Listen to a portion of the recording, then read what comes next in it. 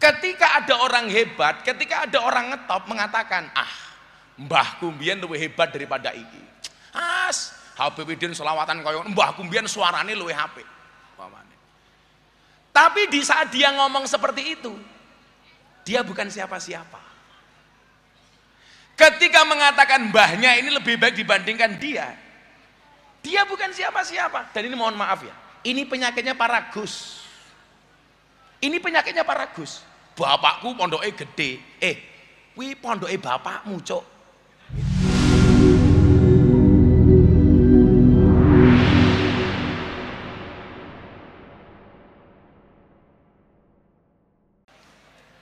Ketika melihat kesuksesan seorang Abah Ali, atau dalam hal ini guru kita Maulana Habib Lutfi bin Yahya Pekalongan, dan di saat yang sama saya harus melihat putra-putra beliau seperti Gus Mudor, putra Habib Lutfi, menantu seperti Bib Idin. Saya teringat dengan sebuah makalah, innana lanangzuru ila syababi ala asasin hadabnu fulan au qaribu fulan. Kita tidak melihat orang-orang seperti mereka, seorang pemuda itu, ini anaknya siapa atau dekat dengan siapa. Apakah ini Gus Muhdor bin Ali, atau ini Fulan bin Fulan? La nangzur ilaihim hadabnu fulan au qaribu fulan. Bagi saya itu nggak penting. Kenapa? Karena kita tidak bisa minta lahir dari siapa, tapi yang perlu kita ingat adalah kita bisa berikhtiar melahirkan generasi seperti apa. Walakinna nangduru ilaihim ala asasin apa? Min juhdin liwatonihim. Yang kita lihat itu adalah kerja kerasnya. Maka disitulah kemudian kita butuh simplifikasi. Kita butuh karakter. Kayak Bib Idin ini pinter beliau. Mau bersaing dengan kealiman Habib Lutfi berat. Makanya mengambil jalur dakwah sholawat. Soalnya kon ngalim kaya morotuwa nih, abot Bib, abot gitu loh. Sehingga apa? Daripada bersaing di wilayah dakwah seperti Habib Lutfi itu tidak mampu, maka sholawatan baik. Karena kalau harus sama-sama dakwah seperti Habib Lutfi, saingannya abot, rugi dong.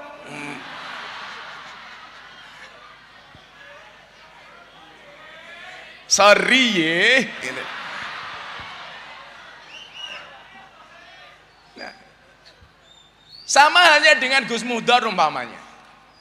Kalau pengen mendapatkan makom seperti abahnya Gus Ali berat. Makanya mengambil jalur dakwah melalui menjadi seorang birokrat, menjadi bupati. Nah, beda halnya kemudian yang saya lakukan. Saya ini terlahir dari bapak kiai deso, walaupun mbah saya juga kiai top.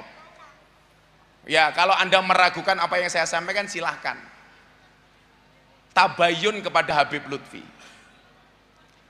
Saya terlahir dari kiai deso, bapak saya cuma kiai manakib, kiai langgar, kiai musola, saya ngurusi yasinan, yang istilah saya kiai kampung. Tetapi di situ kemudian ada semangat yang saya mengatakan apa? Satut fanu mahman kanat kimatuka. Engkau akan dikubur betapa mahalnya dirimu. Semuanya akan dikubur. Betapa mahalnya dirimu. Wasatungsa mahmad balahot makanatuka, dan orang akan melupakan seberapapun tinggi derajatmu, dilaleke. Makanya kemudian atas hal itu apa? Lidzalika utruk asaron jamilan. Untuk itu tinggalkanlah bekas yang baik. Wa amalan solihan, dan amal yang soleh. Maka saya sering bilang, gajah mati meninggalkan gading, harimau mati meninggalkan belang, Bapak Ibu Sidoarjo mati meninggalkan utang. Di situ kemudian yang memicu saya, Ketika tahun 2000 pertama kali saya sowan Habib Lutfi, beliau mengatakan apa?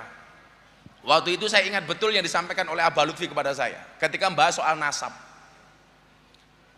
Wasyarul alamina dawul humuli idza fa'akhartahum dzakarul jududa. Le, tak kandani le.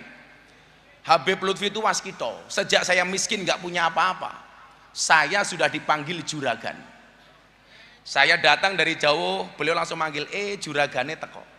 Padahal saat itu saya miskin kuadrat. Walaupun mbah saya sebenarnya kaya 7 turunan. Problemnya saya keturunan nomor 9.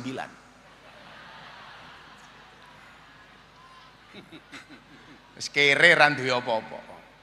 Tapi bagi saya mohon maaf, nggak ada masalah. Beliau mengatakan waktu itu, tak kandani, juragan, dan tak kandani. Miskin dipanggil juragan, Pak. Ternyata benar itu doa dari beliau untuk saya. Saya tuh ingat betul Habib Idin ya waktu itu. Anak saya usia 2 tahun, banter-banterin nyusu.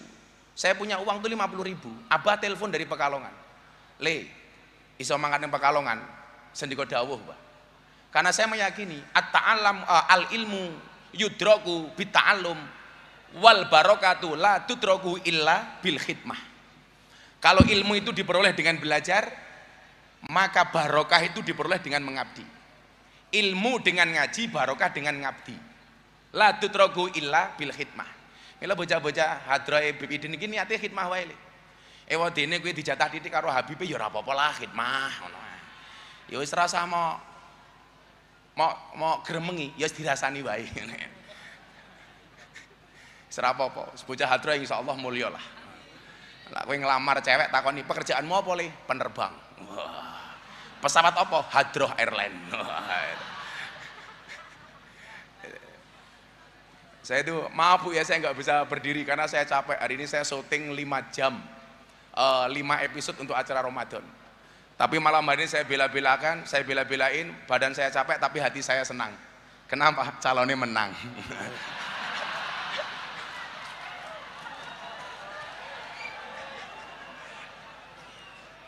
Nah, saat itu saya ingat betul Abah. Ditelepon sama Abah Lutfi, mangkat di Pekalongan. Nggih Bah, sendiko. Saya punya uang 50.000 coba. Anak saya nangis gak punya susu. Susunya waktu itu Morinaga Bu. Pilihannya 2. Saya berangkat harus menggunakan uang ini sowan Habib Lutfi, atau saya beli susu untuk anak saya nggak bisa sowan. Saya nggak punya motor. Akhirnya saya bilang sama istri saya, Beb, izinkan saya pergi ke Pekalongan sowan Abah. Nggih Bah, soal susu anak, orang mungkin anak mati mergo telat ngombe susu. Sak ngamuk-ngamuknya anak telat ngombe susu, luweh ngamuk yen sing telat bapake.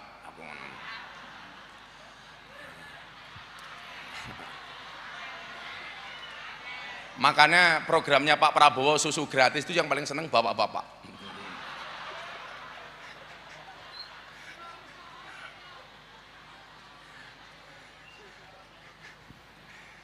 Akhirnya saya sowan. Memandang wajahnya orang soleh itu kan mohon maaf ya. Nggak perlu kita ngomong apapun, ketemu saja sudah seneng kok. Kayak gini ibu-ibu lihat Habib Idin itu senengnya ra umum, apa mana rondo anyaran. Ya Allah. Gitu.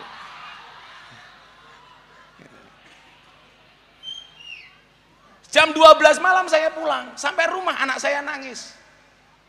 Saya cuma bilang sama Abah doakan anak di rumah mudah-mudahan baik-baik saja. Ya selesai. Saya pulang, mau masuk kamar tuh malu deh, karena nggak kuat beli susu. Jam 12 malam anak saya nangis karena nggak ada susu. Akhirnya malam itu saya berbagi susu dengan anak saya. Nah, tetapi apa? Ketika kemudian Habib Lutfi mengatakan sama saya waktu itu begini, wasarul alamina dawul humuli idza faqartum dzakarul jududa. Takkan dalil. Generasi yang paling jelek itu adalah satu generasi ketika ada orang hebat, ketika ada orang ngetop mengatakan, mbahku mbiyen luwih hebat daripada iki. Habib Idin selawatan kaya mbahku mbiyen suarane luwih apik. Tapi di saat dia ngomong seperti itu, dia bukan siapa-siapa. Ketika mengatakan mbahnya ini lebih baik dibandingkan dia bukan siapa-siapa. Dan ini mohon maaf ya, Ini penyakitnya para Gus. Ini penyakitnya para Gus. Bapakku pondoknya gede. Kuwi pondoknya bapakmu, Cuk. Gitu loh. Gak bahaya tah gitu loh. Yang kamu banggakan apa wong pondoknya mbahmu kok? Bapakku santrine oke. Kuwi bapakmu. Maka kemudian dilanjutkan wa khairul alamina dzu hasabin qadimin aqama li nafsihi hasbang jadida. Tapi generasi yang paling top itu apa? Satu generasi yang dia terlahir dari generasi yang hebat, tetapi dia mampu berdiri dengan membesarkan dirinya sendiri. Itu baru luar biasa. Sehingga saya dulu mohon maaf ketika di Lampung, kowe mulya gedeke pondoke keluarga. Saya mengatakan enggak lah, ora penak. Saya dulu itu mau dipek mantu sama Kiai top. Miftah, kowe dadi mantuku. Saya waktu itu mau nolak bingung. Saya bilang, ngapunten Kiai, saya istikharah dulu. Padahal nolak halus. Saya cuma bilang makhoba manistakharah wala nadima manistasara. Kowe ya bocah-bocah hadroh ki ya ngono le. Lah ana bocah kowe seneng karo cewek, loro umpamane bingung, kamu istikharah. Tapi saya ingatkan satu hal, sebelum istikharah yakinkan dua-duanya mau sama kamu. Yang menjadi problem istikharah orang sing gelem. Makanya saya bilang, cintamu boleh kandas tapi karirmu harus jelas. Kenapa? Karena karir yang jelas akan mengundang cinta yang berkualitas. Lah soal ngono kuwi le takon aku aja Habib Idin. Soalnya presiden percodotan ki aku. Kamu harus paham. Cowok sama cewek itu orientasinya beda. Cowok itu semakin kaya dia semakin butuh perempuan, tapi cewek semakin kaya dia tidak butuh laki-laki. Makanya aja kaget, oke wong lanang merongos tapi bojone ayu. Soalnya apa sing didelok ora merongose tapi duwite.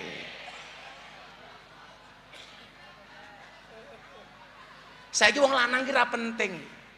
Mbok-mbok kuwi lho tak kandhani. Bojo isuk tangi turu langsung kon minggat golek duit. Mulih dijaluki duit. Arepe turu mikir duit. Tangi turu ngitung duit. Nganti rupane kaya duit. Mila saiki wong lanang kalah penting karo duit. Wong wedok ki ya ngono, lah awakmu golek wong lanang mung pinter golek duit ra kena nggawa duit. Kowe rabiya karo tuyul.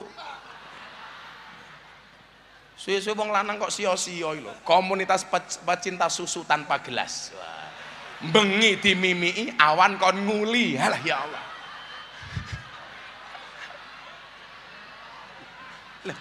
Aku ki lak ngomong bab susu ki madhabe Gus Ali.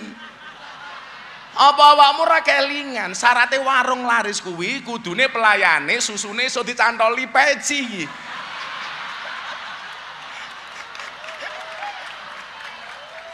Lho kabeh iki ana sanate kok. Isih kelingan apa mboten? Andane.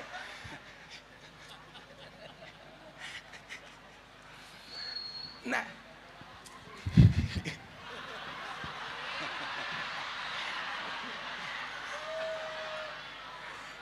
Tapi ya ora apa-apa le. Wong lanange kaya soda. Lah ketemu susu pasti gembira. Gus Asmi rong paham, Gus Asmi rong paham.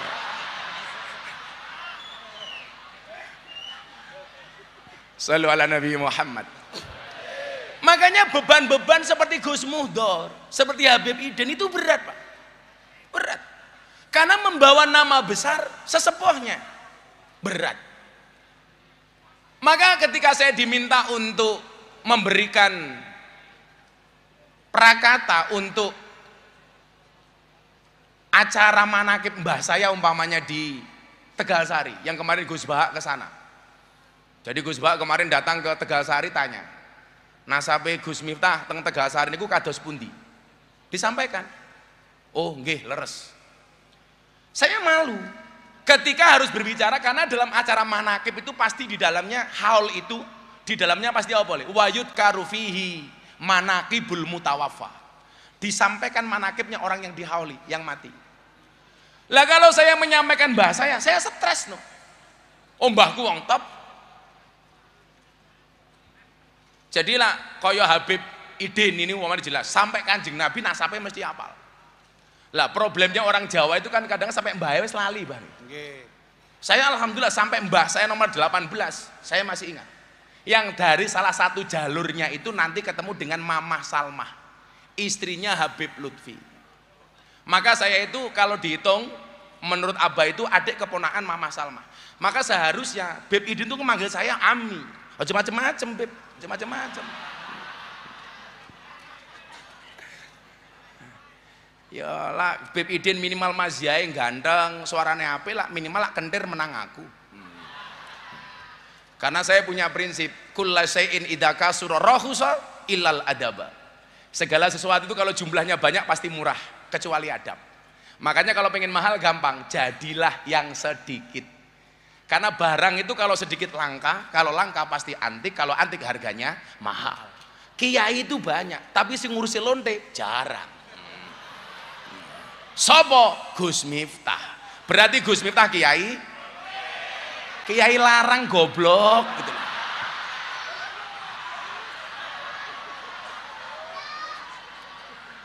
Kok malah kiai lonte gitu ngawur wae.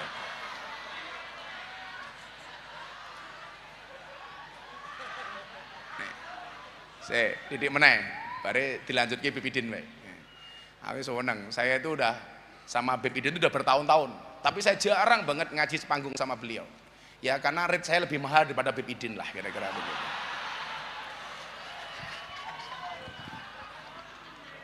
Sorry ya, gitu loh. Loh, saya itu kalau dihitung manggung sama Habib Idin, sama membersamai Abah Lutfi, itu jauh lebih banyak membersamai Abah Lutfi. Makanya beliau nggak berani sembrono sama saya gara-gara itulah, gara-gara itu.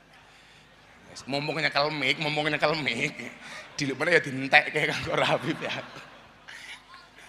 Oh, tenan gitu. Anak buah Samsudin gitu. Ya kono dijenguk ning penjara goblok gitu loh.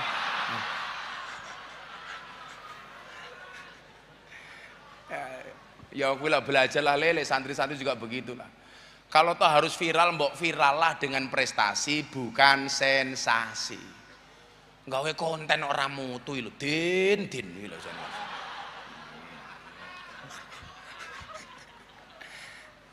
Ngawur. Pak Kapolda telepon saya, Gus izin. Yang bersangkutan kita tangkap. Loh, kenapa izin sama saya? Kan podo guse. Mbahmu ku yo beda kok aku. Kebetulan Pak Kapolda ini sahabat saya lama gitu. Lah kono ya Gus Dukun, walaupun saya dulu juga pernah dianggap sebagai Gus Telek. Dasar Miftah Gus Telek, ora apa-apa. Wong telek iki sakti kok. Ah buktine apa? Ora ana wong ane ngidak-ngidak telek, ora ana.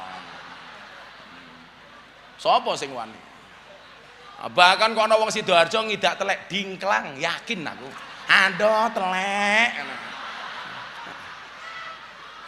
Tapi ya lucune wong Sidoarjo ngerti telek malah diambu, telek apa ya.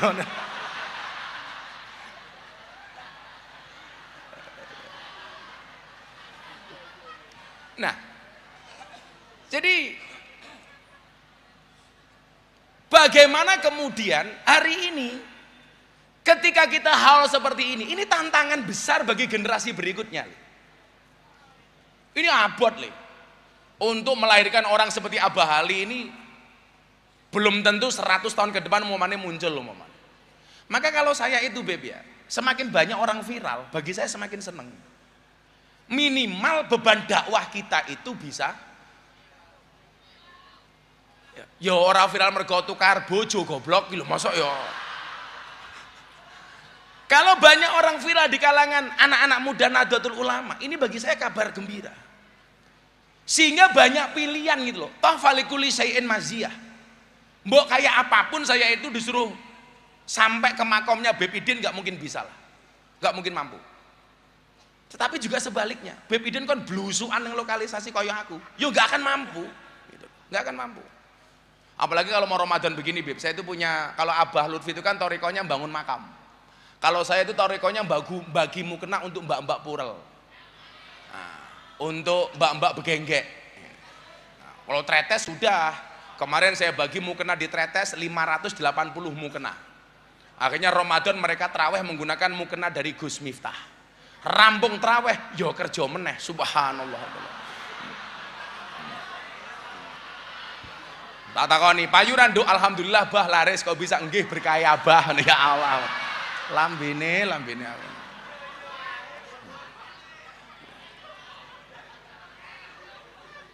Maka ini tantangan gitu loh, tantangan. Saya pikir ida sodaqal asmu, saya pikir bukan lagi waduha sabil lah, tapi waduha subul. Kalau ada niat pasti akan ada banyak jalan. Dan yang jelas apa? Harus punya keberanian berinovasi. Mbok ngene lho cah, santri-santri bumi solawat ya umpamanya kowe ditakdir karo Gusti Allah orang alim. Jangan kamu kemudian insecure dengan ketidakalimanmu. Kamu bisa jadi ketika di pondok menjadi santri yang paling goblok, tetapi begitu pulang ke kampungmu menjadi santri yang paling pinter. Soalnya apa? Sak kampungmu ra ono sing mondok kecuali awakmu. Loh, paling pinter. Kalau saya itu nggak insecure Pak, maka dulu ketika saya dihujat habis-habisan dalam banyak hal lah, saya itu kan kadang-kadang heran dengan ahli ibadah itu. Ahli ibadah itu pandai menyebut nama Tuhannya, tapi juga pandai membicarakan aib saudaranya. Banyak ahli ibadah yang tidak bisa menjaga lidah. Dia banyak memuji Tuhannya, tetapi tidak bisa menjaga lisannya. Bila kayak saya dirasani macam-macam itu, saya bisa tetek. Karena apa? Berlandaskan dua hal. Ada dua yang saya bahas. Kenapa dua? Karena yang menang dua. Oke gas itulah. Yang pertama, yang menjadikan saya kuat, walaupun dulu Habib Idin tahu ya, Habib Lutfi itu orang yang salah satu membela saya pertama kali ketika saya di klub malam dan di lokalisasi. Karena yang memberikan izin ke sana juga beliau. Waktu saya dihujat, dasar Miftah penjual agama di tempat lokalisasi. Waktu itu jawaban Abah tuh begini, Miftah ki bengkel. Sing jenenge wong bengkel itu kadang-kadang kotor. Ya kadang-kadang mambu oli, kadang-kadang kena gemuk, kadang-kadang kena minyak. Kalau saya mengisyaratkan apa? Mengibaratkan. Ibarat orang sholat di masjid le. Kui ono sing ngadan, ono sing pujian, Pak Tarom ndang mangkat, cangkemku wis meniren. Nah, saiki viral kuwi. Kuwi ana sing ngimami, ana sing selawatan, ana sing tahlilan, ana sing dibaan, ana sing manakipan. Posisi Miftah di mana? Saya bilang, silakan Anda yang adzan, silakan Anda yang ngimami, silakan Anda yang khutbah. Posisi saya sebagai pembersih WC dan toilet. Karena saya meyakini sak khusuk-khusuke awakmu salat ning masjid lak WC-ne mambu, kuwi ora bakal khusyuk. Jadi tugasku tak ngepel WC wae, jenengan ngrungokke selawatane Bib Idin itu. Saya mohon maaf, tak ngresiki WC wae. Kenapa kok kemudian saya tahan dikritik itu? Ini untuk adik-adik saya santri loh. Nduk, tak kandhani, jilbab-jilbab ijo kae. Mudah-mudahan besok bojomu kiai. Amin. Gondrong belangkonan. Amin.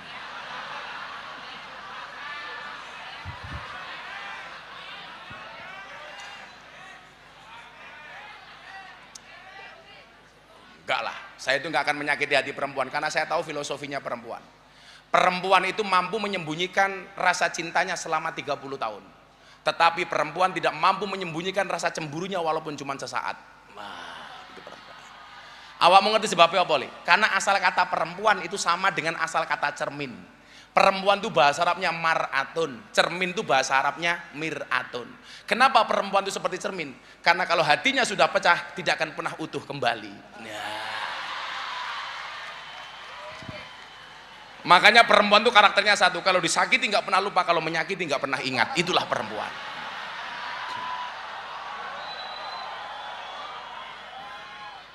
Makanya sak kondang-kondangnya Habib Idin ora mungkin wani karo bojone, ora mungkin. Lak ning panggung ning omah ketemu bojone ya kik.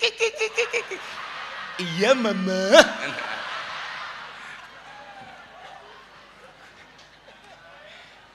Kalau saya insya Allah, sapa sing ngomong podo, luweh parah, tambah nemen. Dua hal itu apa? Dua hal itu. Yang pertama, Ini masalah orientasi dan mindset. Man wahaba nafsahu lidunya lan tu'tiyahud dunya illa qit'ata ardin yudfanu fiha. Yang kedua apa? Man wahaba nafsahu lillah sayu'tihillahul jannata ardhuas samawati wal ard. Berarti masalah orientasi. Aku ki kuat karena saya diajarkan sama Habib Lutfi waktu itu wahaba nafsahu lillah, bukan wahaba nafsahu lidunya. Karena kalau wahaba nafsahu lidunya menyerahkan dirinya untuk dunia, lan tu'tiyahud dunya illa qit'ata ardin. Dia tidak akan pernah mendapatkan dunia kecuali hanya secuil saja. Bahkan apa? Secuil tanah itu yudfanu fiha, yang akan menguburkannya. Makanya saat ini nyuwun sewu. Karena orientasinya dunia, ya mohon maaf le, menghalalkan semua cara. Mau maju, saya siap menang, saya siap kalah. Begitu kalah, ora percaya. Kamu percaya suara saya segitu?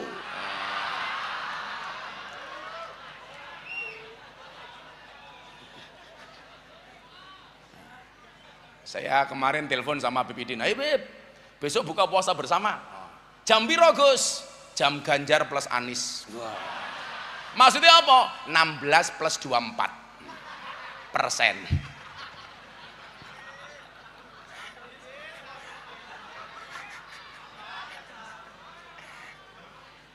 Wis rampung. Kalau yakin kok. Baik-baik saja Indonesia insya Allah. Amin. Oh pendukungnya wis rampung kok, calonnya ngeyel. Kemudian kalau kita mau kuat, jangan wahaba nafsahu lidunya, tapi apa? Wahaba nafsahu lillah. Aku wis pasrah li. Milo saya bilang, kalau ada orang menjelek-jelekkanmu, senyumin saja, berarti kamu baik. Karena kamu baik, maka kamu dijelek-jelekkan. Kalau kamu direndahkan, kamu tersenyum. Kenapa? Berarti kamu tinggi. Makanya kok ada orang membaik-baikkan dirinya, pasti dia jelek. Sing ana kuwi le, wong susah ngrasani wong seneng. Ora ana wong seneng ngrasani wong susah. Sing ana kuwi wong gagal ngrasani wong sukses. Ora ana wong sukses ngrasani wong gagal. Di mana-mana ki yang sombong biasanya yang menang. Lah iki sing kalah malah kemelinti, gitu loh. Yang ada itu yang di bawah ngerasani sing di atas, bukan yang di atas ngerasani yang di bawah. Ono iki awakmu ngerasani Pak Prabowo, orang mungkin Pak Prabowo ngerasani awakmu. Maka kemudian apa? Wahaba nafsahu lillah, bukan lidunya. Mila saya mau dibully kayak apa? Kayak kemarin viral, Gus Miftah bagi-bagi duit. Itu saya bagi duit bersama kancane Beb Idin, Haji Her Meduro. Itu yang dibagi cuma 100 juta. Kemarin di pondok saya, wayangan yang dibagi berapa? 1 jam? 450 juta. Kenapa kita bisa bagi itu? Bukan karena kita banyak duit, saya punya prinsip. Bukan seberapa banyak yang kamu miliki, tapi seberapa banyak yang kamu bagi. Kenapa Gus Miftah banyak berbagi? Saya banyak memberi bukan karena saya kaya, tapi karena saya tahu betapa sulitnya orang menderita. Kenapa kemudian terjadi wahaba nafsahu lillah? Bukan lidunya. Kalau lidunya ora trimo, kalah ora trimo, menghalalkan semua cara, ditulung malah mentung. Makanya saya punya peribahasa, at-imil kalba salasa ayamin sayat kuru kafi salasi sanawatin, wat imin nas salasa sanawatin sayang sakafi salasi ayamin. Berikanlah makan kepada anjing 3 hari, dia akan mengingatmu selama 3 tahun. Tapi berikanlah makan kepada manusia 3 tahun, dia akan melupakanmu selama 3 hari. Diwenehi mangan 3 tahun, menungso ki lali 3 dino, asu kayak dipakani 3 dino, kelingan 3 tahun. Maka itulah yang sering saya bilang, kalau di Amerika anjing itu seperti teman, tapi di Indonesia banyak teman seperti